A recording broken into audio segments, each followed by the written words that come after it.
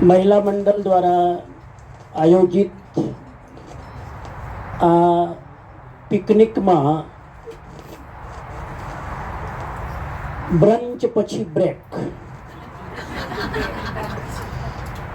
પેલા પેટ પૂજા, પછી જ્ઞાન પૂજા. જે રીતે તમે બધા ઠાઠમાઠથી જમતા હતા, મને ઈર્ષ્યા, ઉંમરને બાજુમાં મૂકીને, તબિયતને બાજુમાં મૂકીને, શરમને બાજુમાં મૂકીને આજ પિકનિકનો આનંદ છે. રોજ તો ઘરમાં રોકટોક કરતા હોય, અહીંયા તો શાંતિથી ખાવા દો. તો ખૂબ સરસ. અને મહિલા મંડળની આ પિકનિકમાં કેટલી સારી વાત એ છે કે પિકનિકની પિકનિક અને પ્રોગ્રામનો પ્રોગ્રામ એક સાથે બે વસ્તુ. આ પેકેજ કેટલું સરસ કહેવાય. વિશ્વાબેને મને પહેલે જ આમંત્રણ આપી દીધું, 3 દિવસ પહેલા મળ્યા તો કે તમે શિકાગો હોય ત્યારે કોઈક ને કોઈકની પિકનિક હોય જ. તો બધાને ખ્યાલ છે, ત્યાં તો સિનિયર સિટીઝનની હોય, મહિલા મંડળની કંઈક ને કંઈક હોય. આ વખતે વળી લાવો મહિલા મંડળને મળી ગયો. તો હું સૌથી પહેલાં યાદ કરું વિશ્વાબેન, અમારા મહિલા મંડળના પ્રેસિડેન્ટ, દર્શનાબેન, દીપિકાબેન, પલ્લવીબેન, ગીતાબેન, રંજનબેન અને સુધાબેન. આ મેઘ ધનુષ્યના 7 રંગ છે, એટલે એમના માટે જોરદાર આપણે આજના પ્રોગ્રામને તાળીઓથી વધાવીએ. ખૂબ સરસ. અને આ દેશમાં મને એવું લાગે કે હવે ધર્મ બહુ કરવાની જરૂર નથી, હવે આવા કાર્યક્રમોની જરૂર વધારે છે. હવે ધર્મ કરી માણસ જરા મને એવું લાગે કે વધારે પડતા બોર થઈ જાય છે. એટલે વચ્ચે વચ્ચે થોડુંક ચાર્મિંગ લાવવા, વચ્ચે વચ્ચે થોડુંક એક્સાઇટમેન્ટ લાવવા, વચ્ચે વચ્ચે થોડુંક એનર્જી લાવવા માટે આ ટાઈપના ગ્રુપના પ્રોગ્રામ બહુ જરૂરી હોય છે.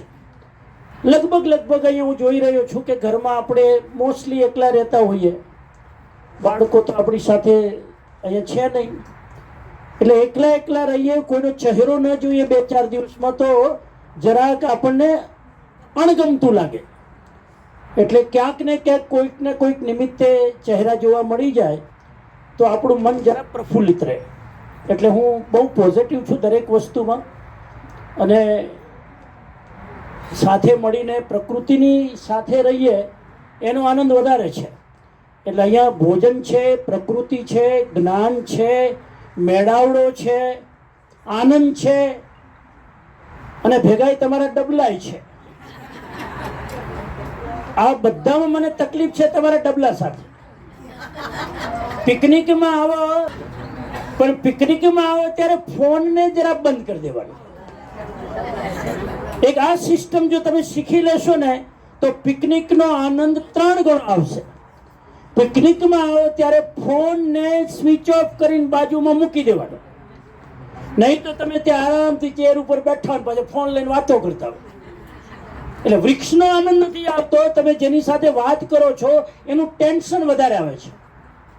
એટલે પિકનિકમાં એક આ વસ્તુ કરી લો. મારા લેક્ચર પછી તમે સાંજ સુધી રોકાવાનો છો, ફોનને બાજુમાં મૂકી દો. ઘણીવાર આપણે ફોટા લેવામાં એટલા બધા ઉત્સુક હોઈએ છીએ જેટલો પ્રકૃતિનો આનંદ લેવામાં ઉત્સુક નથી હોતા. આ સોશિયલ મીડિયામાં આનંદ લેવાનું ચૂકી જઈએ છીએ ફોટા લેવાના ચક્કરમાં. અને ફોટા લીધા પછી તમારા ફોનમાં ટ્રાફિક જ જામ થાય છે, બીજું કંઈ થતું નથી. 2 કલાકે પછી એ ફોન હેંગ થઈ જાય એટલે પોતરાને દોયત્રાને બોલાવો જોઈએ, જોન જરા આમાંથી ડિલીટ કરીને જરા. થાય છે કે નહીં? એક સમય હતો આપણો કે ફોટા લઈને અને પ્રિન્ટ કરીને ઘરમાં રાખતા તો એ ફોટો આપણી નજર સામે રહેતો. અત્યારે જેટલા ફોટા લઈએ છીએ અઠવાડિયા પછી જૈનાના ફોટા યાદ છે. આજે મારે 4-5 વસ્તુ કેવી છે, આ તો જરા થોડો માહોલ બનાવવા માટે 4-5 વસ્તુ મારે કેવી છે આજે. હા, તમે રેડી છો ને? બહુ લાઇટ મૂડમાં છે. ધર્મની કોઈ વાત હું નથી કરવાનો, ડોન્ટ વરી, ગેરંટી આપું છું. ધર્મની વાત ધર્મસ્થાનમાં હોય, આપણે અહીંયા લાઇટ મૂડમાં કંઈક થોડુંક જ્ઞાનવર્ધન કરીએ, આનંદ સાથે જ્ઞાન કરીએ. એટલે હું તમને બહુ સ્ટ્રેસ નહીં આપું, ટેન્શન નહીં આપું. હળવું મન રાખજો, લાઇટ મન રાખજો અને મોઢું હસતું રાખજો. હા, પછી પિકનિકમાં આવીને મોઢા ચડેલા હોય, પિકનિકમાં આવીને મોઢા ચડેલા રાખવાના નહીં. પિકનિકમાં આવીને ઘરનું ટેન્શન ભેગું લાવવાનું નહીં. અહીંયા આવો એટલે પછી બધું ભૂલી જવાનું ઘરનું. એ ઘરનું ટેન્શન ઘરમાં જાવ ત્યારે, અત્યારે આનંદ કરો. અમારા જેવા અહીંયા આવીને આનંદ કરે છે સાધુ થઈને, તો તમે કેમ આટલા મોઢા ચડેલા લઈને ફરો છો? પ્રોબ્લેમ છે, બીમારી છે, તકલીફ છે, ઘરમાં મુશ્કેલી છે, બધું રહેવાનું છે. જિંદગીમાં તકલીફ કોને નથી? ખાલી શમશાન ઘરમાં જઈને જે બોડી બધી દફનાવેલી છે એને પ્રોબ્લેમ ના હોય, બાકી બધાને હોય. હા, એ તો આપણે ત્યાં જઈશું ને એટલે આપણે શાંતિ જ છે. ત્યાં ગયા પછી પરમેનન્ટ પીસ. 4-5 વસ્તુ સમજી લો. નંબર એક, પહેલી વસ્તુ, હું તમને 4-5 સરસ વાત કહેવા માંગુ છું અને એમાં એક તમને મેસેજ આપવા માંગુ છું. પહેલી વસ્તુ એ છે, સાંભળેલી વાત કે જોયેલી વાત કે બોલેલી વાત ઉપર આંખ બંધ કરીને ભરોસો નહીં કરવાનો. કોઈ પણ વાત તમે જોઈ રહ્યા હોય, તમે કે મેં મારી આંખે જોયું છે, આંખે જોયેલું પણ ખોટું હોઈ શકે.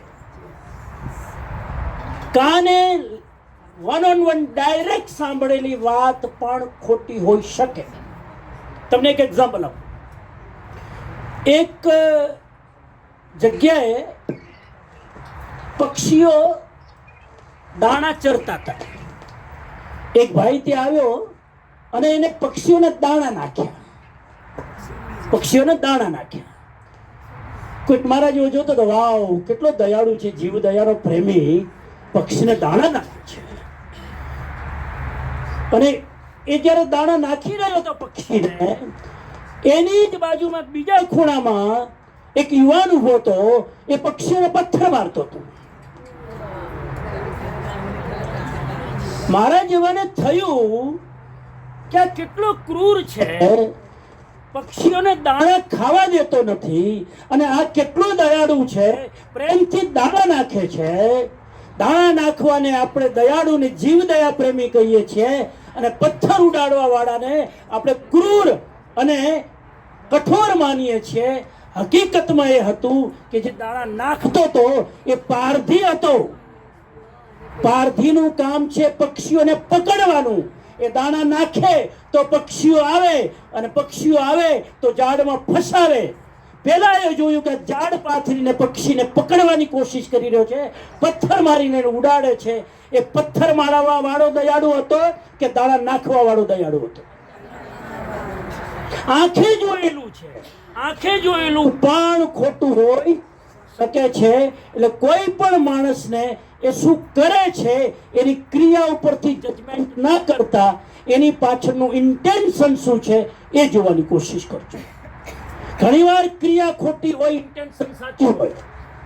ઘણીવાર ક્રિયા બહુ જ સારી લાગતી હોય પણ ઇન્ટેન્શન ખોટું હોય.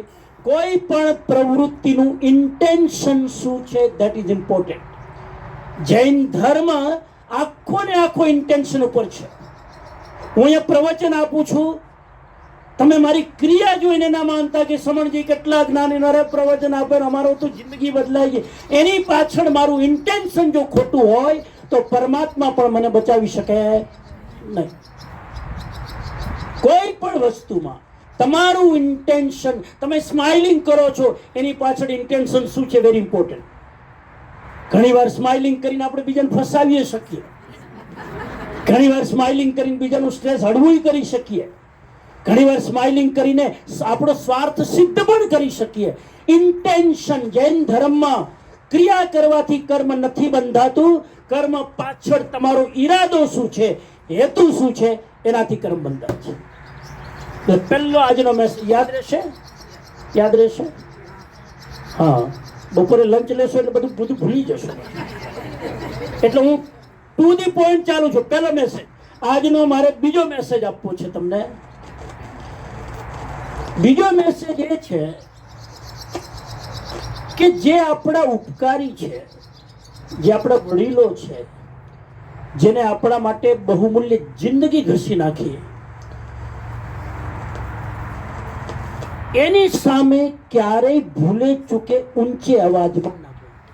એની સામે ક્યારેય પણ ભૂલે ચૂકે ઊંચે અવાજમાં બોલતા નહીં. એ ગમે તે કે ગમે તે વર્તન કરે, જે વ્યક્તિ મારા ઉપકારી છે ને જેના કારણે હું અત્યારે જીવી રહ્યો છું, એવી વ્યક્તિઓ જે ઉપકારી છે, આપણા માટે બલિદાન આપી ચૂકી છે, એનો ગમે એટલો ખરાબ વ્યવહાર હોય, એ ગુસ્સો પણ કરે, આપણી એની સામે ઊંચા બોલવાનું થતું નથી. એક સરસ મજાની વાત છે. એક આ કદાચ ભારતની જ હશે, અમેરિકાની તો નહીં જ હોય એવું મને લાગે. તમે મને કહેજો ક્યાંની છે. એકવાર એવું બન્યું કે એક માજીને બે દીકરા, તો બંને દીકરાઓ બહુ બિઝી રહે, બહુ બિઝી ટાઈમ નહીં. ફેવર આવે છે ને, કદાચ અમેરિકાની વાત હોઈ શકે, ખબર નહીં, ચેક કરી. તો બંને વારા કર્યા. 1 મહિનો તારે રાખવાની માને, 1 મહિનો તારે રાખવાની. માં પણ ખુશ કે ચલો અલગ અલગ ફ્લેવરનું જમવાનું મળશે, અલગ અલગ બે બાજુ બેયને મળવાનું થશે, બે પરિવારને મળવાનું થાય. માં ખુશ હતી.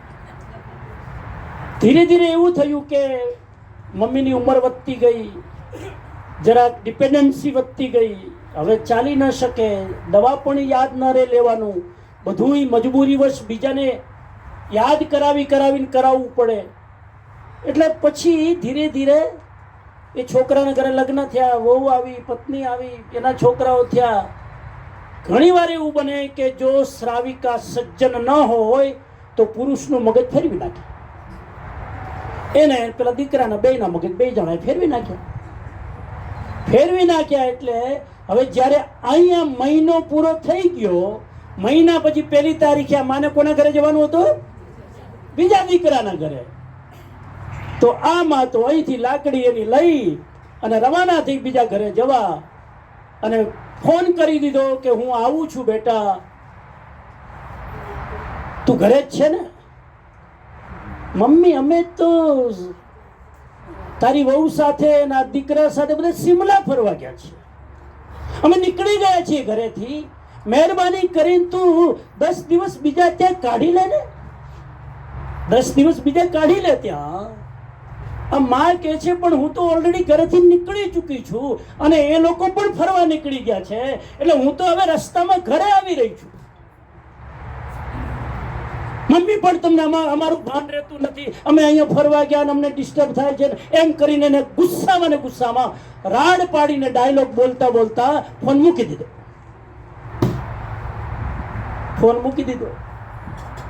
માં ધીરે ધીરે આવે છે ઘરે. ઘરમાં તાળું મારેલું, કોઈ નહીં. આ બાજુ જઈ ન શકે, કેમ કે આ બાજુ તો લોકો નીકળી ગયા બહાર. ક્યાં જવું એને આશ્ચર્ય થાય છે. ઉંમર થઈ ગઈ છે, બેલેન્સ નથી રહેતું, પાર્કિન્સન જેવું થઈ ગયું છે, ચલાતું નથી. ફાઇનલી એ ત્યાં ને ત્યાં ટેન્શનમાં એનું બ્લડ પ્રેશર વધી જાય છે, શરીરમાં ગરમી ચડી જાય છે, મગજમાં ગરમી વધી જાય છે, બ્રેન હેમરેજ થાય છે, ત્યાં ને ત્યાં ધમાક દઈને પડે છે. 4 કલાક પછી ખબર પડે છે કે માં આ સંસારમાં નથી. 2 છોકરાઓ ફટાફટ પાછા આવી ગયા. જીવતા હોય ત્યારે પાછા આવવાનો ટાઈમ નથી, મરી ગયા પછી બધા જ હાજર હોય છે, પણ મરી ગયા પછી હાજર હોવાથી શું થાય? જે વ્યક્તિ ચાલી ગઈ, હવે એના માટે તમે ગમે એટલા શણગાર સજાવો અને ગમે એટલા ભોજનું આયોજન કરો. જીવતા દીધો સંતાપ ન સેવા કીધી મા બાપની, જીવતા દીધો સંતાપ ન સેવા કીધી મા બાપની, મર્યા પછી પ્રતિમા તણું પૂજન કર્યાથી શું વળે? મર્યા પછી તમે એને પ્રતિમા કરીને એનો ફોટો, પછી જૂના ટ્રંકમાંથી ફોટો કાઢે, ફોટો મઢાવીને દિવાલ ઉપર ટાંગે, પછી અગરબત્તી લઈને ધૂપ દીવો કરે. અંદરમાં બાપો બંધ છે ફ્રેમની અંદર, ને તો બહાર નીકળીને એક થપાટ મારે કે મૂર્ખા, જીવતા જીવતા અગરબત્તી નતો કરતો, મારો જીવ બાળતો હતો, અને મર્યા પછી હવે તું મારી પૂજા કરે છે. પણ શું કરે બિચારાને ફ્રેમમાં પહેલા જ બંધ કરી દીધો. ફ્રેમમાં બંધ કરીને પૂજા કરવી સહેલી છે, મા બાપને દિવાલ ઉપર ટાંગવા સહેલા છે, પણ દિલમાં સ્થાન આપીને ગ્રેટિટ્યુડ કરવું બહુ અઘરું છે. આ બીજી વાત હું તમને કહેવા માંગુ છું. એકચ્યુઅલી તો તમને કહેવાની નથી, તમારા બાળકોને કહેવાની છે. પણ તમારા બાળકો ત્યાં તો દર્શન દુર્લભ છે. તમારા બાળકો મને કઈ દેખાતા નથી. મને તો બહુ મોટી ચિંતા થઈ રહી છે. અમારા વડીલો અહીંયા બેઠા છે. હા, અહીંયા અમારી જેલની કમિટીના પ્રેસિડેન્ટ ક્યાં ગયા? પ્રજ્ઞેશભાઈ ના બધા. અમને તો સૌથી મોટી એની ચિંતા છે કે જે લોકો દેરાસરમાં એક્ટિવ છે એના છોકરાઓ ક્યાં દેખાતા નથી. એના છોકરાઓ ક્યાંય દેખાતા નથી. દેરાસરમાં ક્યારે પગ મૂકતા નથી. મને એવું થાય છે કે આટલા મોટા નવાના, અને હવે તો જેનાનો કોન્સેપ્ટ છે બીજા નવા મંદિરો ઊભા કરવાના. મને ચિંતા એ થાય છે કે હાચવશે કોણ? ઓલરેડી ક્ષમા કરજો મને, ઓલરેડી અત્યારે જે આપણું જૈનનું પોપ્યુલેશન અમેરિકામાં છે, 10 વર્ષ પછી આ પોપ્યુલેશન ઘટવાનું છે, વધવાનું નથી. આ હું ભવિષ્યવાણી કરું છું, આના માટે જ્ઞાનની જરૂર નથી, કોમન સેન્સ છે. ઓલરેડી જૈન બાળકો અત્યારે જૈન સમાજ સાથે કનેક્ટેડ નથી. હાલત બહુ ખરાબ છે સાહેબ. મને તમે શિકાગોના 2000 ઘરમાંથી એવા 50 ઘર બતાવો કે જે રાતના ડ્રિંક લેવાતું ન હોય, જે શરાબ પીવાતી ન હોય. મને 50 ઘર બતાવો કે જે ઘરમાં ડ્રિંક પીવાતું નથી. શેની વાત કરીએ આપણે જૈન ધર્મની? હવે તો આપણે બહુ પ્રોગ્રેસ કર્યો છે, બહુ પ્રોગ્રેસ કર્યો. ઘણા બધા કે અમારી દીકરી તો ગે છે, અમારો દીકરો તો ગે છે. હવે આ ક્યાંથી આ બધું આવ્યું ખબર નહીં. સમાજ કઈ તરફ જઈ રહ્યો છે સાહેબ, આ વિચારશું નહીં ને તો સમસ્યા બહુ મુશ્કેલ છે. આ હકીકત છે. તમે ખાઈને બેઠા છો ને, પેટ ભરીને એટલે બોલવાનું મન થાય છે. થોડીક આપણી એનર્જી હોય, થોડીક તાકાત હોય, પણ સાહેબ આ દેશમાં આવીને જો બાળકો ગુમાવી દીધા તો આ દેશમાં આવીને શું કર્યું? શું કર્યું? મને એનો પણ આનંદ છે સાહેબ, મને એનો પણ આનંદ છે કે આમાંથી અમુક પરિવારો એવા છે જેના બાળકોને જોઈએ તો દિલ ઠરે. હું બે બાજુ વાત કરું છું. અમુક બાળકો એવા છે જે વાયજેમાં કામ કરે છે, જે લોકો એક્ટિવ છે સમાજમાં, એવા પણ બાળકોને મેં જોયા છે સાહેબ. એનો વિનય વિવેક જો મા બાપ ખ્યાલ થઈ જાય, એવા બાળકો પણ મેં જોયા છે. એટલે હું નેગેટિવ જોવા વાળો નથી માણસ, બહુ તટસ્થ રીતે હું નિરીક્ષણ કરું છું. મને એ બાળકોને જોઈને કાલે જ હું એક બહુ જ મોટા અહીંયા સાયન્સ ઓફ સ્પિરિચ્યુઆલિટી સેન્ટર છે તમારા નેપરવિલમાં. સાયન્સ ઓફ સ્પિરિચ્યુઆલિટીના ગુરુને મળવા ગયો. એનું નામ છે મહારાજ રાજેન્દ્રજી, શીખ છે, પણ સાયન્સ ઓફ સ્પિરિચ્યુઆલિટી નામનું સેન્ટર કોઈ જોયું હોય તો નેપરવિલમાં વિઝિટ કરજો. એમને મને કીધું કે સમણજી, અમે સુગર ફ્રી ખાઈએ છીએ, અમે ગ્લુટન ફ્રી ખાઈએ છીએ, અમે ડેરી ફ્રી ખાઈએ છીએ. હવે અમારે જૈન ધર્મનો રાતના ખાવાનું બંધ કરવાનું છે. બંને હસબન્ડ વાઈફે કીધું કે જૈન ધર્મમાં રાત્રિ ભોજન જે ત્યાગ છે ને એના ઉપર હવે અમે પ્રેક્ટિસ ચાલુ કરી રહ્યા છીએ, કેમ કે આ સિદ્ધાંત સૌથી બેસ્ટ છે. મને ગૌરવ થયું કે એક શીખ વ્યક્તિ જૈન ધર્મનું રાત્રિ ભોજન ત્યાગ કરવાની કોશિશ કરી રહ્યા છે, અને આપણે લોકો મોકો મળે તો ચૂકીએ, એ બચવાની જરૂર છે. મારે બીજી વાત કેવી હતી કે આપણા જે ઉપકારી છે એની સામે ઊંચા અવાજે બોલવાનું. પાકું પાકું. ત્રીજી વાત મારે તમને કેવી છે, આજકાલ લોકો ડરે બહુ છે. જૈન દર્શનમાં ભગવાન મહાવીરે કીધું કે જે ડરે એને સમ્યક દર્શન ના થાય. સમ્યક દર્શન ના થાય એટલે સમ્યક જ્ઞાન ન થાય, સમ્યક ચારિત્ર્ય ન થાય, મોક્ષ ન થાય. ડરવા વાળા વ્યક્તિને સમ્યક દર્શન થાય નહીં. ખ્યાલ છે ને કોઈને? તત્વજ્ઞાન જાણતા હો તો સમ્યકદર્શીને 7 પ્રકારના ડર હોતા નથી. સમ્યકદર્શીને બીમારીનો ડર ન હોય, મોતનો ડર ન હોય, એક્સિડન્ટ થઈ જશેનો ડર ન હોય, ખુમારીથી જીવતા હોય ને કોઈ જાતનો ડર સતાવે નહીં. એને કહેવાય સમ્યક દ્રષ્ટિજી. હવે આજકાલ ફોબિયા બહુ નીકળે છે. ફોબિયા અંગ્રેજીમાં શું કહેવાય? ફોબિયા. ફોબિયા એટલે રિયાલિટી નથી, કાલ્પનિક ડર હોય એને ફોબિયા કહેવાય. એક ભાઈનો મને ફોન આવ્યો કે સમણજી તમે સાયકોલોજીમાં ડિગ્રી લીધી છે, અમને જરા સલાહ આપો. આ અમારા એક મિત્ર છે, એ મિત્રને પલંગ ઉપર સૂવે એટલે ડર લાગે. પલંગ ઉપર જેવો હુવા જાય એને ડર લાગે. મેં શેના ડર? તો કે નીચે કોઈ ઘસે તો, નીચે કોઈ ઘસે તો, નીચે કઈ ઘસે તો. લાઈટ ચાલુ રાખવી પડે, પરસેવો છૂટી જાય, પંખો ચાલે તો ડર લાગે. મારા પલંગની નીચે કોઈ ઘસે તો. સાયકાટ્રિસ્ટ પાસે જઈને સાહેબ એ માણસે 3 લાખ રૂપિયાનો ખર્ચ કર્યો. મને કે સમણજી આનો રસ્તો બતાવો, બહુ ક્રિટિકલ પ્રોબ્લેમ છે. મેં કીધું 3 લાખ ખર્ચવાની જરૂર નથી, ખાલી આઠાનાની બુદ્ધિ વાપરે ને તોય પ્રોબ્લેમ સોલ્વ થઈ જાય. મને કે આઠાનાની બુદ્ધિ એ વળીશું? મેં કીધું ગાદલું વેચી દે, પલંગ વેચી દે અને ગાદલું નીચે રાખીને હુઈ જાય, કોઈ ડર લાગે નહીં. પલંગ વેચી ના, ગાદલું નીચે ના, હુઈ જા. હવે ગાદલું જમીન ઉપર છે તો કોણ નીચે છે બાપો? ઓહો હો, આ તો ખબર જ ન પડી. મેં કીધું 2.5 લાખ આમાં તે નાખી દીધા. આ મફતની સલાહ મારી નહીં માને, કેમ કે મફતમાં છે ને, ચાર્જ નથી એટલે એની અસર નથી. પણ કેટલી સિમ્પલ વાત છે ને ભાઈ. પલંગ ઉપર ડર લાગતો હોય તો ગાદલું નીચે નાખો ને, હુઈ જાઓ. ઘણી વાર કોમન સેન્સ વાપરવાથી પ્રોબ્લેમ થાય. એટલે જિંદગીમાં ત્રીજો આજનો મેસેજ છે, લાઈફમાં બહુ બુદ્ધિને બહુ પ્લાનિંગ કરવાની જરૂર નથી. કોમન સેન્સ વાપરો, ખાલી કોમન સેન્સ વાપરો, હરેક પ્રોબ્લેમ ત્યાં ને ત્યાં સોલ્વ થઈ જાય. આ ત્રીજી વાત છે. આજની મારે તમને ચોથી વાત કેવી છે? ચોથી વાત એ છે કે જિંદગીમાં એને હું કહું છું power of small steps. Power of small steps.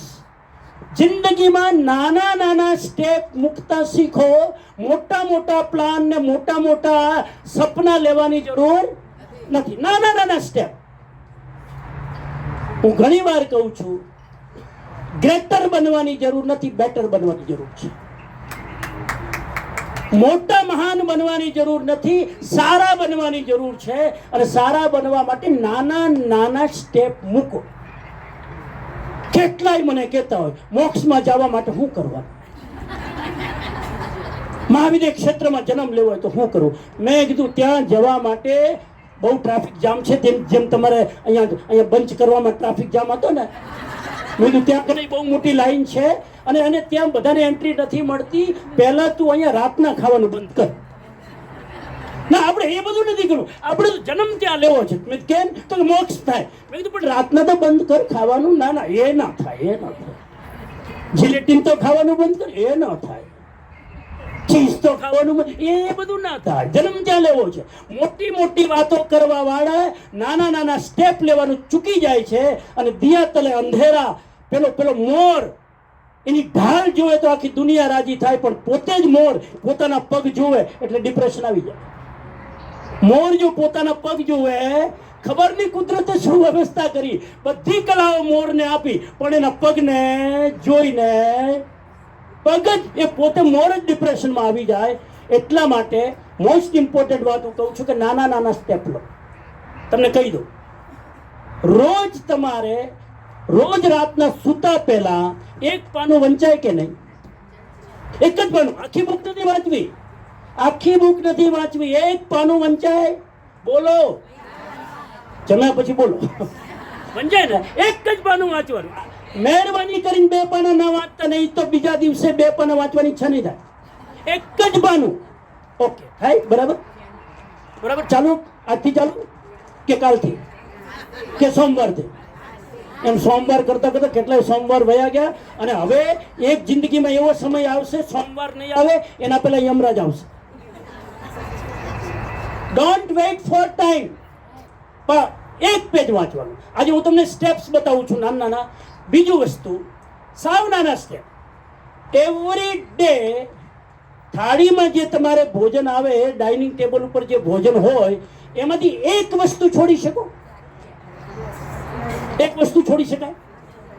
આટલો નાનકડો સંકલ્પ કરો કે મારી સામે હું જમવા બેઠી છું કે નાસ્તો કરવા બેઠી છું, જે વસ્તુ છે એમાં એક વસ્તુ નહીં લઉં, એક જ વસ્તુ નહીં લેવાની.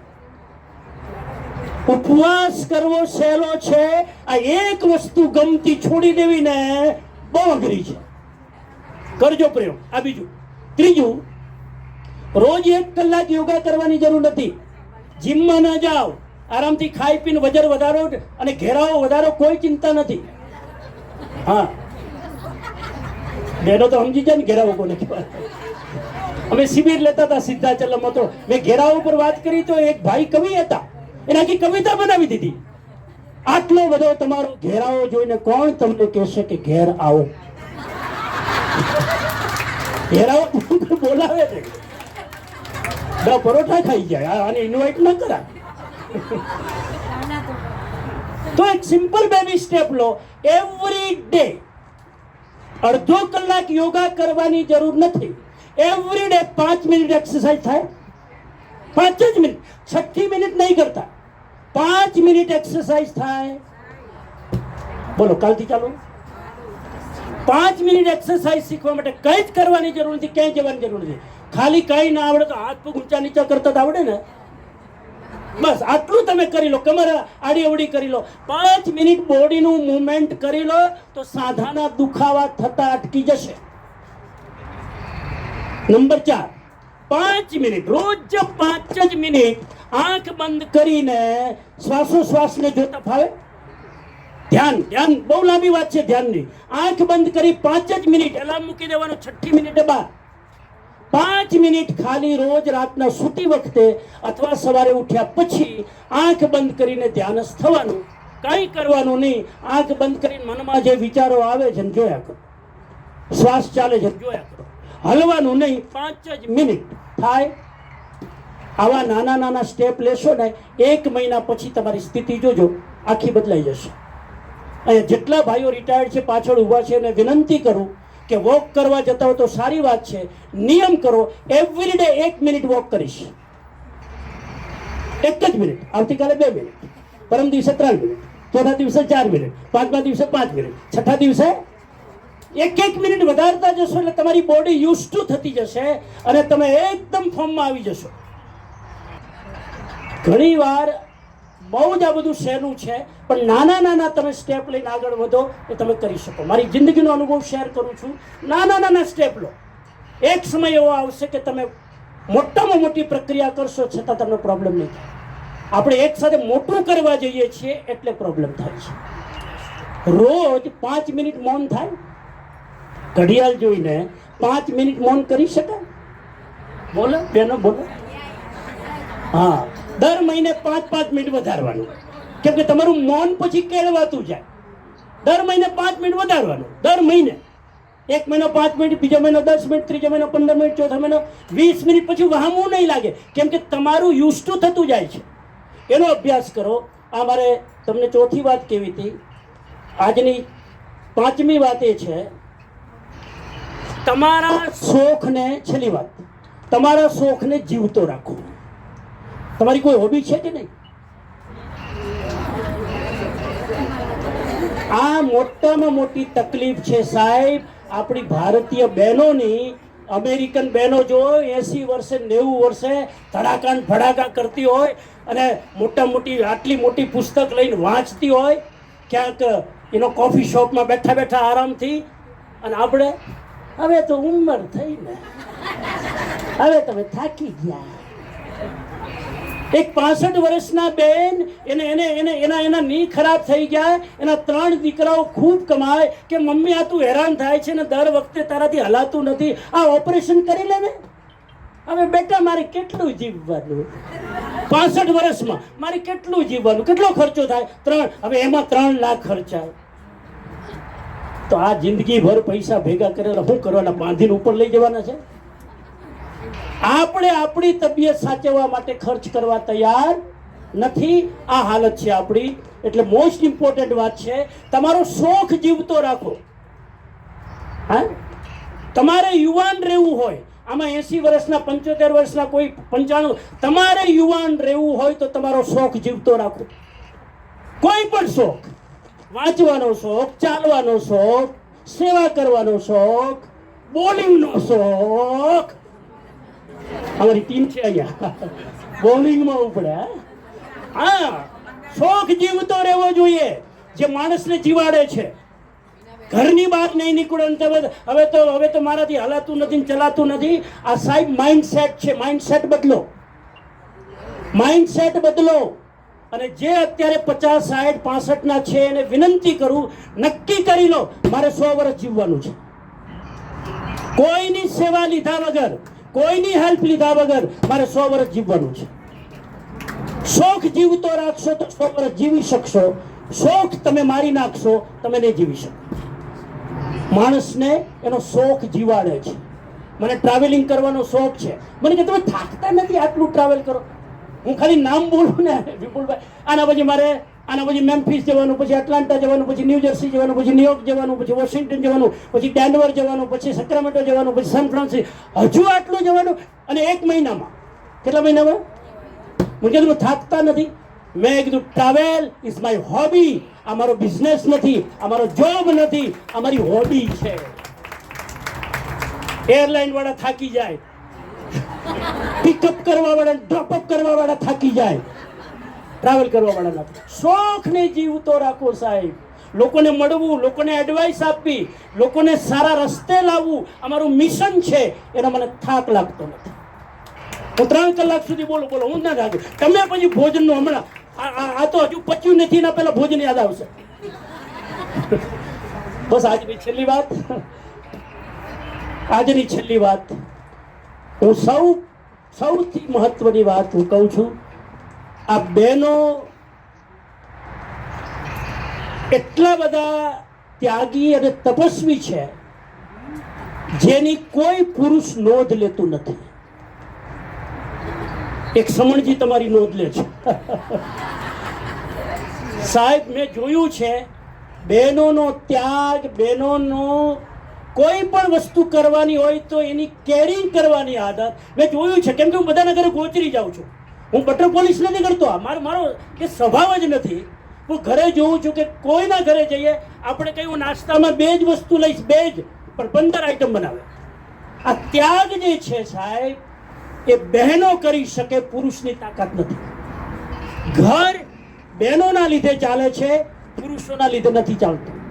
પુરુષ ઘરમાં હોય તો ઉત્પાત મચાવે, બહેનો ઘરમાં હોય ઉત્પાતને શાંત કરે. હું ઘણી વાર કહું છું, પલ્લવીબેન તમને ગમશે અમારી વાત. સ્ત્રી એટલે શું? સ્ત્રીની ડેફિનેશન શું? પુરુષના બટન ટાંકવાથી લઈને પુરુષની અંદર આત્મવિશ્વાસ જગાડે એનું નામ સ્ત્રી. બટન ટાંગવાથી લઈને, બટનને ઠીક કરવાથી લઈને પુરુષના આત્મવિશ્વાસને ઠીક કરે, એ જવાબદારી બહેનોની છે. પુરુષોની તાકાત નથી. પુરુષ એકવાર રસોડામાં જાય ને ઊંધા ચત્તા કરીને આવે. એકવાર એક કીધું એને વાઈફે, જરાક હું કામ છે, જરાક જઈને આવું છું, તમે જરાક રસોડામાં ધ્યાન રાખજો, ખીચડી મૂકી છે, જરાક સીટીનું ધ્યાન રાખજો. સીટી વાગે 3 વાગે એટલે બંધ કરી દેજો. 3 વાગે એટલે બંધ કરી દેજો.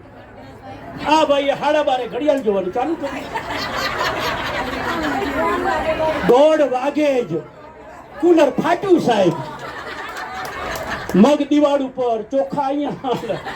ઓહો, એને રિસર્ચ કર્યો ગૂગલમાં જઈને, એઆઈમાં જઈને કે તકલીફ 3 વાગે એટલે બંધ કરવાનું કીધું તો 3 તો હજુ વાગ્યા જ નથી. હજુ તો 2 કલાકની વાર છે. અલ્લા મૂર્ખા, સિટી 3 સિટી વાગે એટલે બંધ કરવાનું હતું. આ પુરુષનું કામ નહીં, આ બહેનો જ કરી શકે. ખ્યાલ આવે તમને? એટલે ઘણી વાર આપણે શબ્દો પકડીને ઈશારો, એની પાછળનો હેતુ નથી પકડતા, એટલે આપણા જિંદગીમાં તકલીફ થાય છે. અને છેલ્લી વાત આજની, થોડુંક આપણે આપણું નેચર બદલીએ, જરા પ્રકૃતિ બદલીએ. એવરી ડે આપણે એક ટકો આપણી પ્રકૃતિ સુધારી ન શકીએ? એવરી ડે આપણે, જયંતભાઈ, એવરી ડે આપણે આપણી એક ટકો આપણી પ્રકૃતિ સુધારી ન શકીએ? રોજ પૂજા કરો, આનંદની વાત છે. આ દેશમાં પૂજા કરવાનો મોકો મળે એવું સદભાગ્ય ક્યાં? અનાર્ય ભૂમિમાં રોજ તમને માળા ગણવાનો મોકો મળે એના જેવી તમારી સ્થિરતા અને ધૈર્ય કેટલું? આ બધી જ વસ્તુ સારી છે, પણ આ બધું જ કર્યા પછી દેરાસરમાં જાઓ, ધ્યાન કરો, યોગ કરો, મેડિટેશન કરો, માળા ગણો, તપસ્યા કરો, અઠ્ઠાઈ કરો, અને જો તમારી પ્રકૃતિ ન બદલાય, ભગવાનના જ્ઞાનમાં આ તમારી આરાધના રેકોર્ડ થતી નથી. ખ્યાલ આવે છે મારી વાત? પ્રકૃતિ જો ના બદલી શકો, પ્રકૃતિ એટલે તમારો એટીટ્યુડ જો ના બદલી શકો તો બધું જ બેકાર છે. ઘણા લોકો તો માની લીધું છે પ્રાણ અને પ્રકૃતિ ભેગા જ જાય મર્યા પછી. ના, આપણે જાનવર નથી, આપણે મનુષ્ય છીએ. એકવાર એક ફ્રોગ એટલે દેડકું, એક દેડકું અને એક વીછું બે નદીની કિનારે બે ત્યાં વસતા હતા. એટલે પેલા વીછુને નદી પાર કરવી હતી, સ્વિમિંગ આવડતું નતું. વીછુને નદી પાર કરવી હતી, સ્વિમિંગ નતું આવડતું. એટલે ને દેડકાને રિક્વેસ્ટ કરી કે કામ કરને, મને નદી પાર કરાવી દે ને, મને તારી પીઠ ઉપર બેસાડી દે, તો મને સામે કિનારે લઈ જા. એ કે લઈ તો જાઉં, પણ હવે તું મને ડંખ મારે તો કે જો હું કઈ હાવ ડમ નથી, હું ડંખ મારું તો તું તો મરે, પણ એના પહેલા હું ન મરું. મને તરતા આવડતું નથી, હું ડંખ મારું તો તારી સાથે હું મારવાનો ને. પેલા ફ્રોગ ના લોજિક ગળે ઉતરી ગયું, એકદમ ગળે ઉતરી ગયો. આ વાત છે, ડંખ મારે તો એનું અસ્તિત્વ ખતરામાં. એટલે એને બેહાડે હાલ અને લઈ જાય છે. અડધા દૂર ગયો, માર્યો ડંખ માર્યો. એટલે પેલા ફ્રોગે કીધું કે તે મને પ્રોમિસ કર્યું તું, ડંખ કેમ માર્યો? કે મારી પ્રકૃતિ છે, એમ થોડી જાય.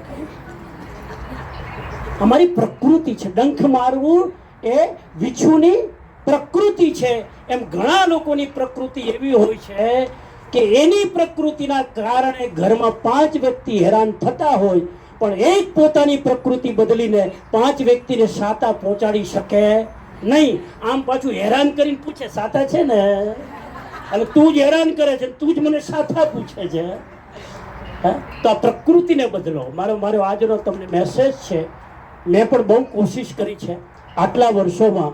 ક્યાં મારા હું પર્યુષણ અહીંયા તમને કરાવતો તો 2005માં. એ પ્રકૃતિના ઘણા સાક્ષી છે મારી.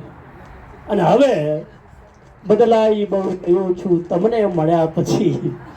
બદલાઈ બહુ ગયો છું તમને મળ્યા પછી, પણ તમે બદલાઈ જાઓ મને મળ્યા પછી, તો આનંદ વધારે થાય. એ દિશામાં આપણે આગળ વધીએ. ખૂબ મહિલા મંડળનો આભાર વ્યક્ત કરું છું. શિકાગો સમાજનો આભાર વ્યક્ત કરું છું. મહિલા મંડળનો આભાર વ્યક્ત કરું છું. તમારો પ્રેમ, તમારી લાગણી, તમારો સ્નેહ, જ્યારે અહીંયા હોઉં, લગભગ બધા ફેસથી તો પરિચિત જ છે, લગભગ આખો સંઘ પરિચિત છે. અને આટલા વર્ષથી આવું છું સાહેબ. હું અહીંયા 1998 થી આવું છું. મને મારી પાસે હિસ્ટ્રી હોય ને, મારી 1998 થી અહીંયા આવું છું. અને આટલા વર્ષથી કન્ટિન્યુ આવ્યા છતાં પણ તમે મારાથી કંટાળ્યા નથી. આ જ ભગવાન મહાવીરની કૃપા છે. બાકી તો એકને સાંભળીને કેટલા કંટાળી જઈએ આપણે આટલા વર્ષથી. હવે ક્યારે લેક્ચર છે, હવે ક્યાં લેક્ચર છે, જૈન સમાજમાં ક્યારે પ્રોગ્રામ છે. આ તમારી જે તત્પરતા છે એ મારી એનર્જીને મેન્ટેન રાખે છે. એ દિશામાં આપણે આગળ વધીએ.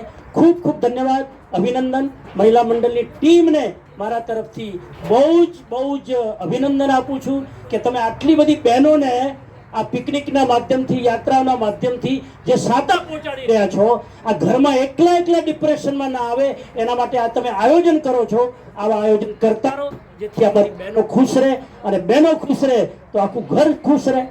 એક બેન દુઃખી થાય તો આખું ઘર હેરાન થાય. આ બહેનોને ઠેકાણે રાખવા જરૂરી છે. એ ઠેકાણે રાખવાનું કામ તમે લોકો કરો છો. ખૂબ ધન્યવાદ. જય જિનેન્દ્ર, જય જિનેન્દ્ર, જય જિનેન્દ્ર.